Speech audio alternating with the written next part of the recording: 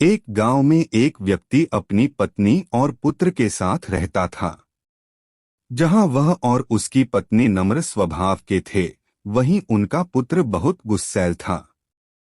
वह हर समय चिढ़ा हुआ रहता था और बात बात पर गुस्सा हो जाया करता था। गुस्सैल स्वभाव के कारण उसकी किसी से नहीं बनती थी। आए दिन उसका आस पड़ोस के लोगों से झगड़ा होता रहता था। उसे कोई पसंद नहीं करता था। उसके कोई दोस्त नहीं थे। माता पिता अपने पुत्र को लेकर चिंतित थे। वे चाहते थे कि उसके स्वभाव में परिवर्तन आ जाए, लेकिन लाख समझाने पर भी उसका गुस्सा जस का तस रहा। एक दिन गांव में एक सन्यासी का आगमन हुआ। वह विचित्र तरीकों से लोगों के जीवन में सकारात्मक परिवर्तन लाने के लिए लोकप्रिय थे। जब माता पिता ने उनके बारे में सुना तो अपने पुत्र को लेकर उनके पास पहुंचे और बोले, बाबा, ये हमारा पुत्र है। समस्या ये है कि इसे गुस्सा बहुत आता है। गुस्से पर इसका कोई नियंत्रण नहीं है। ये हर किसी से लड़ पड़ता है। हमारे समझाने का भी इस पर कोई असर नहीं होता। आप कुछ ऐसा करें कि ये गुस्सा करना छोड़ दे। सन्यासी ने कहा, ऐसा करो। आप अपने पुत्र को आज दिन भर के लिए मेरे पास छोड़ जाओ। माता पिता ने वैसा ही किया। वे अपने पुत्र को सन्यासी के पास छोड़कर घर चले गए।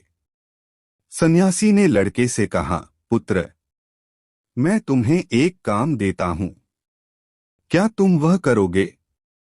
लड़का भी अपने गुस्से से परेशान था और चाहता था कि उसकी यह आदत छूट जाए। वह बोला, यदि आपके दिए काम से मेरे गुस्सा करने की आदत छूट जाएगी तो जरूर करूंगा। सन्यासी उसकी बात मुस्कुराए और बोले, मैं प्रयास कर रहा हूं पुत्र। तुम भी मेरा साथ दो, जाओ चिकनी मिट्टी के दो ढेर तैयार करो। लड़के ने वैसा ही किया। तब सन्यासी ने कहा, अब इस मिट्टी से दो दिल तैयार करो। लड़के को यह काम कुछ अजीब लगा, लेकिन वह सन्यासी की बात मानकर मिट्टी से दो दिल तैयार करने लगा। दिल बनाते समय कई बार उसके मन में कई बार झुंझलाहट आई। वह सोचने लगा कि मैं यहाँ अपनी गुस्सा करने की आदत छोड़ने आया हूँ और इस सन्यासी ने मुझे किस काम में लगा दिया है। इस तरह तो मेरा गुस्सा खत्म होने की जगह बढ़ जाएगा। लेकिन उसने किसी तरह काम करना जारी रखा और मिट्टी के दो दिल तैयार कर लिए। वह उन दो दिलों को लेकर सन्यासी के पास गया और बोला, बाबा, ये रहे मिट्टी के दो दिल। मैंने आपका काम कर दिया है। अब मैं जिस उद्देश्य के लिए मेरे माता पिता ने मुझे आपके पास भेजा है, उस पर आइए। उसके लिए कुछ कीजिए। सन्यासी बोला, मैं अच्छी तरह जानता हूं पुत्र कि तुम यहाँ क्यों आए हो। पहले मेरा यह काम कर दो, फिर मैं तुम्हारे गुस्से के लिए कुछ करता हूं। बताइए अब क्या करना है? लड़का मन मारकर बोला। इस एक मिट्टी के दिल को लेकर कुम्हार के पास जाओ और उससे कहकर इसे भट्टी में अच्छी तरह तपाकर वापस ले आओ। लड़का कुम्हार से उस मिट्टी के दिल को तपाकर वापस सन्यासी के पास ले आया। तब सन्यासी ने उसके कहा, अब इस दिल में जो चाहे रंग भर दो। लड़के ने उस दिल को लाल रंग से रंग दिया। रंग चढ़ाने के बाद वह दिल बहुत सुंदर नजर आने लगा।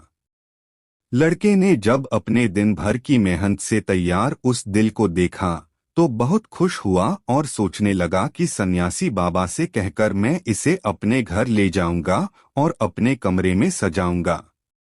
वह खुशी खुशी सन्यासी के पास गया और वह दिल दिखाते हुए बोला, बाबा, देखिए रंग भरने के बाद ये दिल कितना सुंदर दिखने लगा है।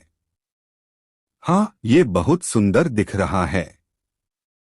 आखिर तुमने इतनी मेहनत से इसे तैयार किया है, लेकिन अब तुम्हें इस दिल पर हथौड़े से चोट करनी होगी। कहते हुए सन्यासी ने एक हथौड़ा लड़के के हाथ में पकड़ा दिया। अपनी दिन भर की मेहनत पर हथौड़ा चलाते हुए लड़के को बहुत गुस्सा आया, लेकिन किसी तरह अपने गुस्से को पीकर उसने उस दिल पर वार कर ही दिया। हथौड़े की चोट से वह दिल टूटकर बिखर गया। लड़के को बहुत दुख हुआ।